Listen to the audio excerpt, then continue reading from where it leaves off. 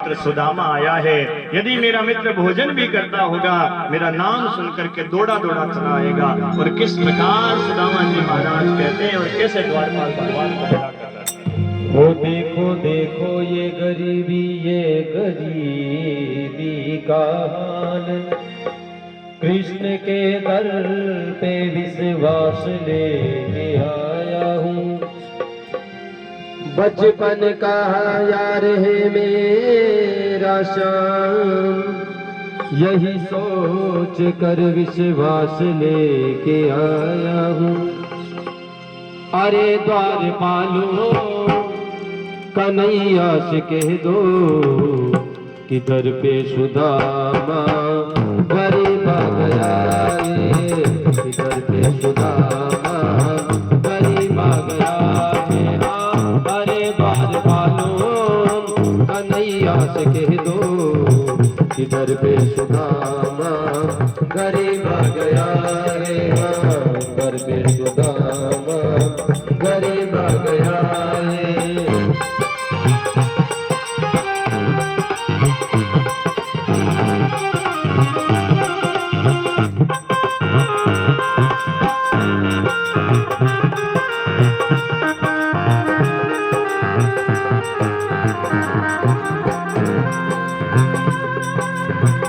Sir पे न पगड़ी तन पे न जामा, बता दो कन्हैया को नाम है सुदामा।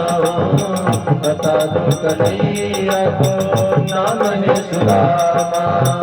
न सर पे है पगड़ी न तन पे है जामा, बता दो कन्हैया को नाम है सुदामा। सर पे न पगड़ी तन पे न जामा, बता दो कन्हैया को नाम है सुदामा। बता दो कन्हैया को नाम है सुदामा। इके बाद मोहन से जा करके कह दो, इके बाद मोहन कन्हैया से कह दो कि दर पे सुदामा गरीब आ गया है।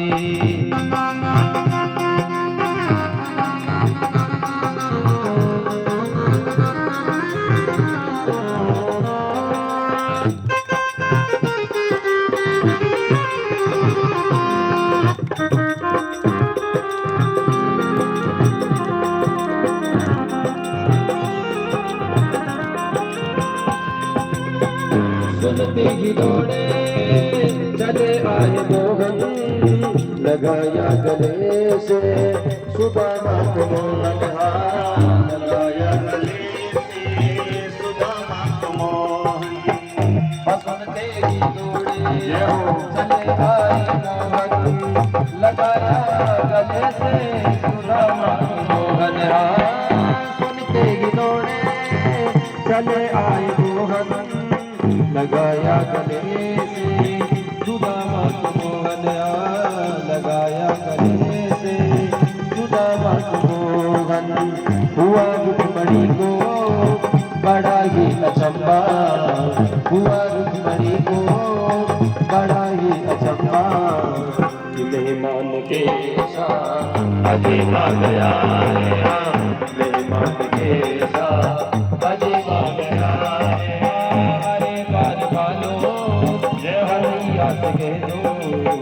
इधर पे सुदामा गरीब आ गया है।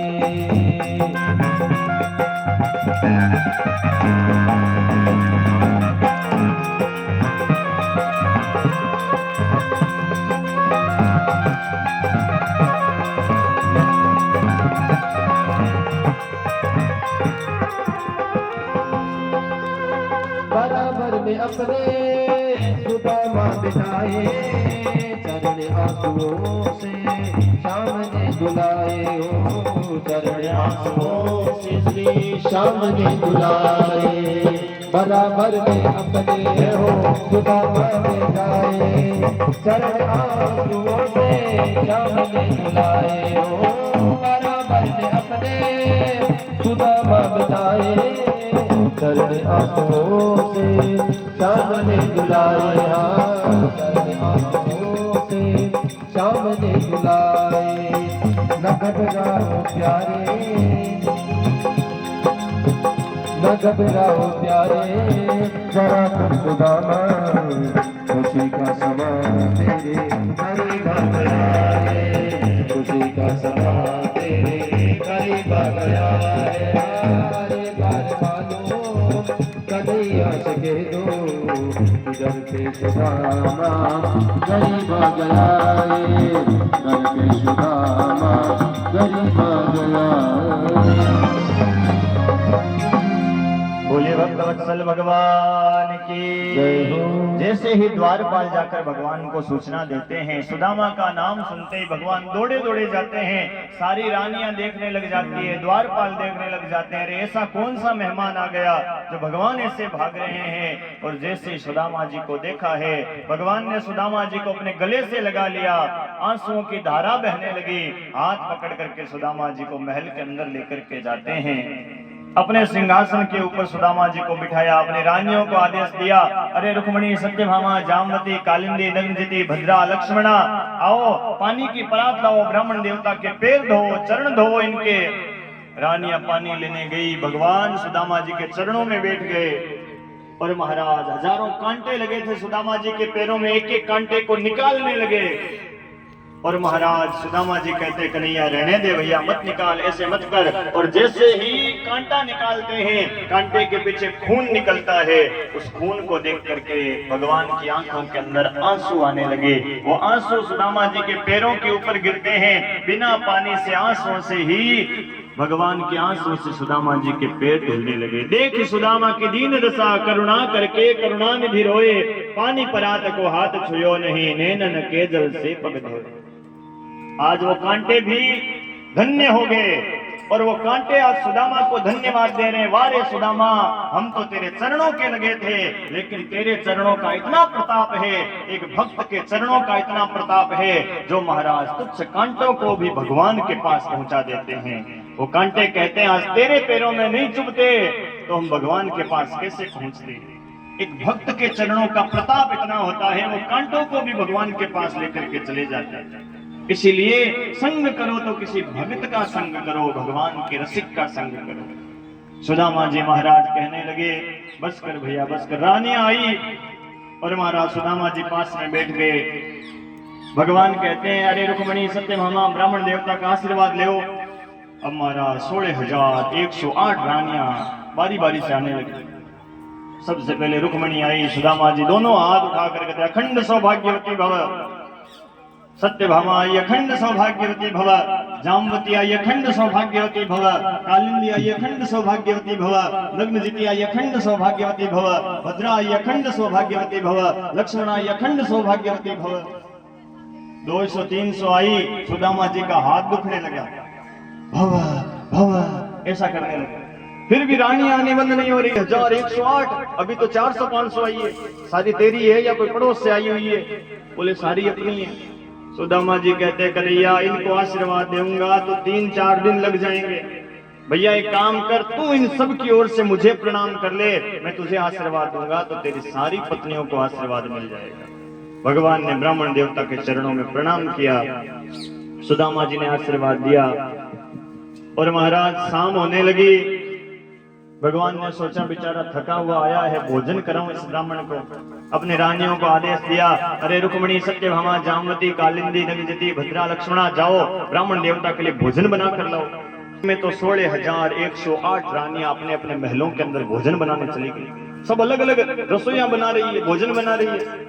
सुदामा जी सोचते हैं, वाह रे कन्हैया, तेरे तो ठाठ लगे हुए।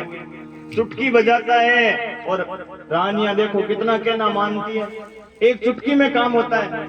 हमारे तो घरों में एक ही टाइम पर कहना नहीं मानती। तेरे 16,108 है, फिर भी चुटकी में काम होता है।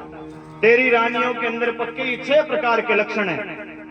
भगवान कृष्ण की रानियों के अंदर, पत्नियों के अंदर 6 प्रकार के लक्षण थे। और महाराज ये 6 लक्षण जिस नारी के अंदर होते हैं, जिस पत्नी के अंदर होते हैं, उसके घर में कभी झगड़ा नहीं होता, उसके घर में कभी लड़ाई नहीं होती, उसके घर में हमेशा प्रेम रहता है। और जहां प्रेम रहता है वहीं परमात्मा का विवास होता है। कौन से 6 लक्षण हैं? और मुझे भी पक्का विश्वास है कि भाई लोहा की नगरी की माताओं के अंदर ये 6 लक्षण भी पक्के ही होंगे। एक आध कम हुआ ना तो चिंता मत करना, आज भागवत का प्रसाद समझकर अपने पल्ले में गांठ बांधकर लोभी के रुपये के समान इन एक एक लक्षणों को प्रसाद समझकर अपने घर लेकर के जाना। कहते हैं किसी आदमी के हजारों जन्मों के भाग्य उदय होते हैं तब जाकर के ये 6 लक्षणों वाली पत्नी मिलती है।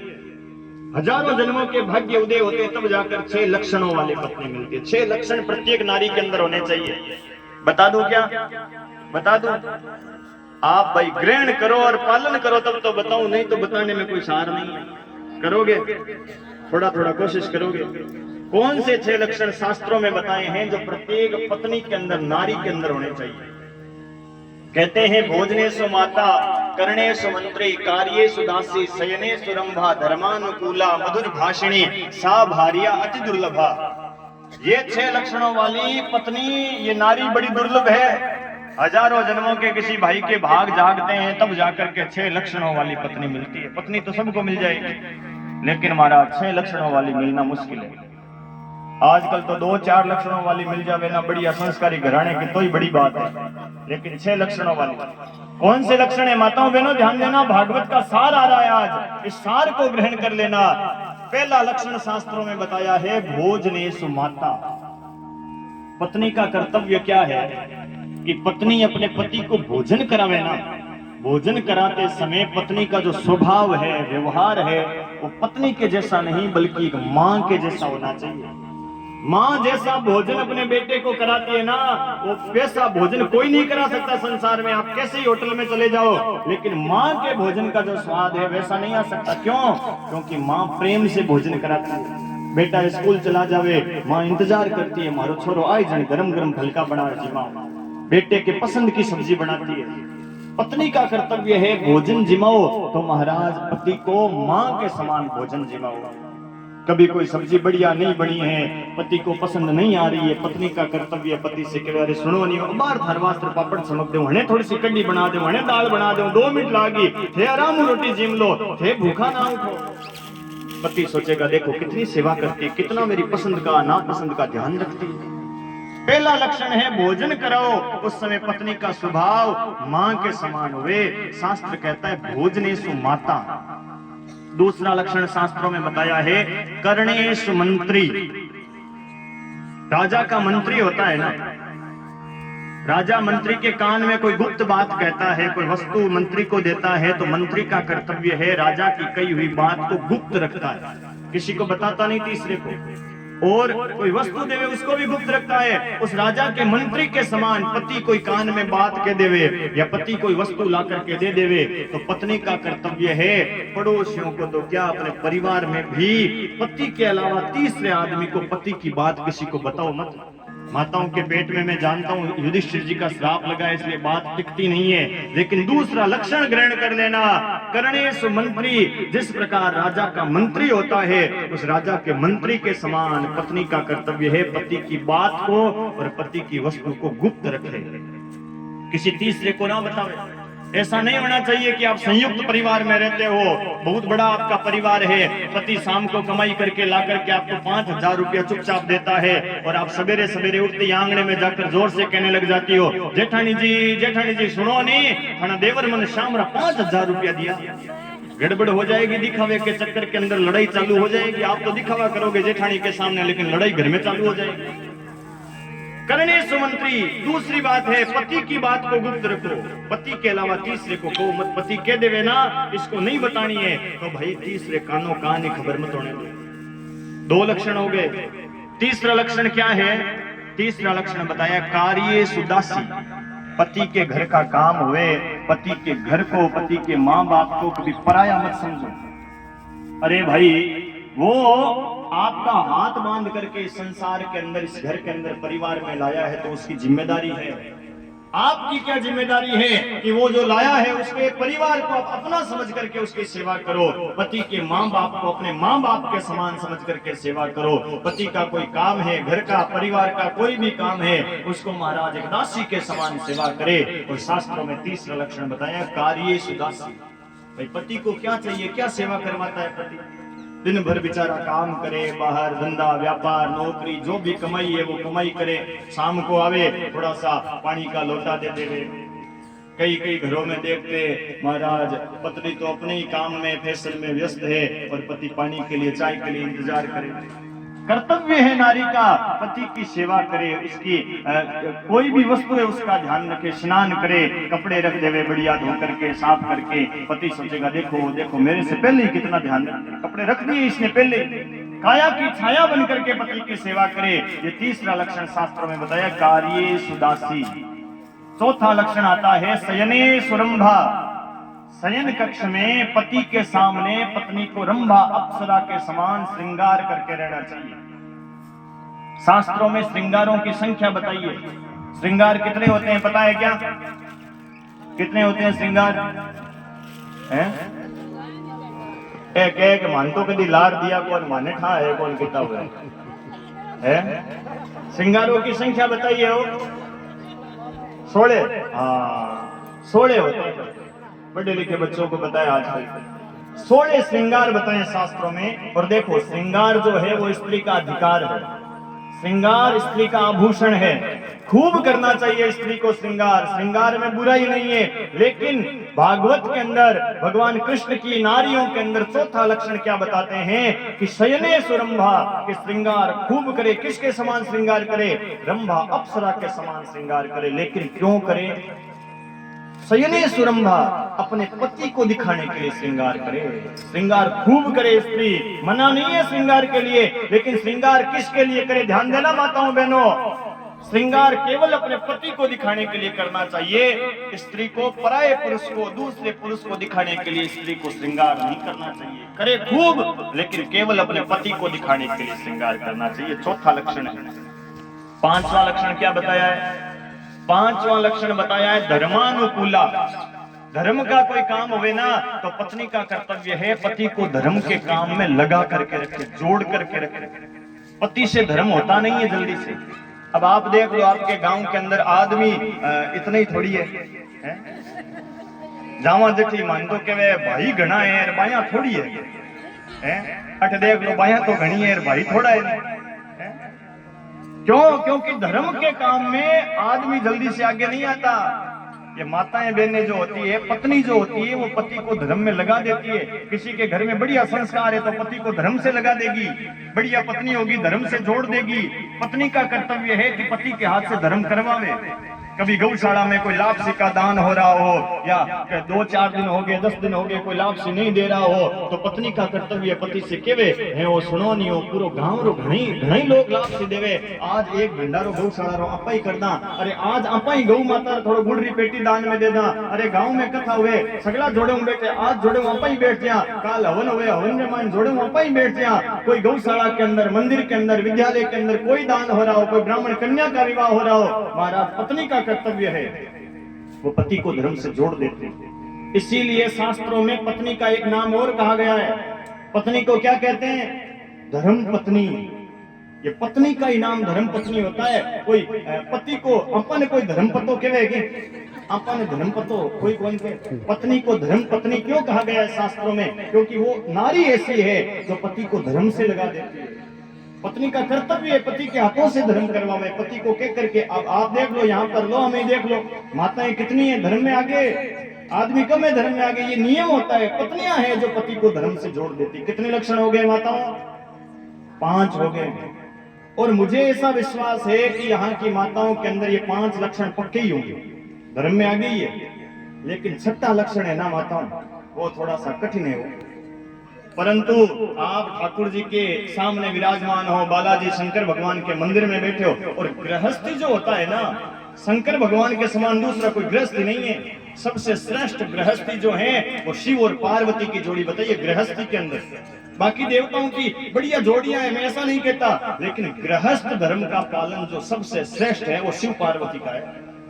और हम शिव जी के मंदिर में बैठे हैं। 6ठा लक्षण भी शिव जी की कृपा से ग्रहण हो ही जाएगा, विश्वास रखोगे। लेकिन 6ठा लक्षण थोड़ा कठिन है। क्या बताया 6ठा लक्षण? 6ठा लक्षण बताया है शास्त्रों में महाराज मधुर भाषिणी। पत्नी घर में खाली मीठा बोले, ये मीठा बोलने वाला गुण आ जावे ना तो महाराज सारे ही गुण आ जावे।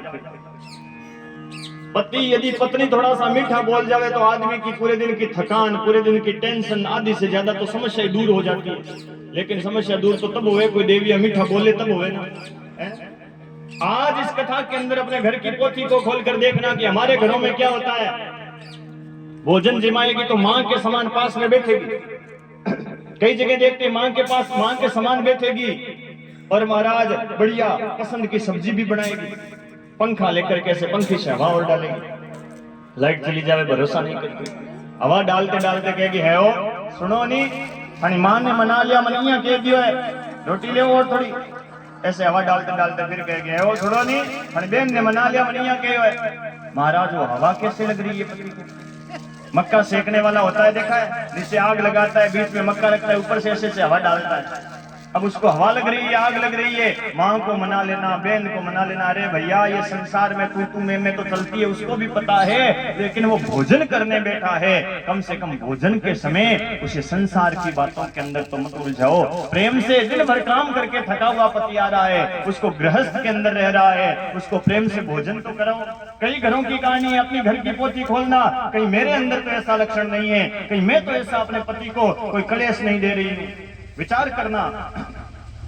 कई घरों की कहानियां देखते हैं, भोजन करने बैठेगा उस समय से हलवा भी बनाएगी, खीर भी बनाएगी, पति के लिए बढ़िया मिठाई बनेगी और महाराज ऐसे पंखी से हवा डालते डालते कहेगी है ओ सुनो नी रतनगढ़ गया कहीं एक वो नयो सूट चलियोड़ो है, वो नई साड़ी चलियोड़ी लाया। पति कहेगा मैं तो भूल गयो। हाँ मारली टाइम भूलो तो थारी मारी से बात याद रहे, मारली टाइम तो भूलो। थोड़ो हलवो ले लो और हलवो बनायो सांगा तो अब वो हलवो गले नीचे उतरे कौन बनेड़ो घणो बढ़िया है पण गले नीचे उतरे कौन बोलो। ऐसे हवा डालते डालते फिर कहेगी अरे सुनो नी सोनी जी गया कि सोनार रे गया कि वो मां चीज बनावने देवड़ी। पति कहेगा ये भूल गयो या बार काम घणो है सोनेरा भाव तन था ये कट चलियोड़ा है। हां मारली टाइम तो भाव आवे तो थाने बे ना टाइम तो थाने भाव दिखे कौन, मारली टाइम तो थाने सोनेरा भाव दिखे। ए देवी ये रोटी तो खान दी आराम वो भोजन कैसे लगेगा। निवेदन है घरों के अंदर जो क्लेश हो रहा है केवल वाणी के कारण से हो रहा है, केवल बोलने के कारण से घर में परिवार में पति को पत्नी से पत्नी को पति से हमेशा मीठा बोलना चाहिए। यहाँ की बात नहीं कर रहा हूँ, लोहा की नहीं कर रहा हूँ, यहाँ तो सब धर्मात्मा है, कथा में आती है माता। शहरों में देखते हैं कई जगह पति बेचारा काम से रात को 9 बजे आती है, पत्नी 7 बजे भोजन बना करके रोटी बना करके जिम करके सो जाती है। पहले पति दरवाजा खटखटाता है, पत्नी अंदर से कहेगी आ गया कहियो। पति कहेगा हाँ ये आ गयो। सुती सुती कहेगी मार तो नहीं आज माथा वटीड़ा मेले भवण उपड़ेड़ी है, मार तो माथे रे मायने जिको चूल्हे रे माथे रोटियां पड़ी है ले लियो जिम लियो और खा लियो और सो जियो महाराज। पति कहेगा फिर तेरे को किस लिए लाया हूं, भोजन तो उसने भी बनाया, भूखा तो वो भी नहीं रख रही, लेकिन फर्क कितना है मीठा नहीं बोल रही है, केवल बोलने का ही तो फर्क है। ये सबसे बड़ा वशीकरण मंत्र है कि घर के अंदर प्रेम से रहो, प्रेम से मीठा बोलो। और भगवान कृष्ण की नारियों के अंदर ये 6 प्रकार के लक्षण दिखे। सुदामा जी कहते हैं वारे कन्हैया तेरी रानियों के अंदर तो 6 प्रकार के लक्षण हैं। वो भोजन लेकर के रानी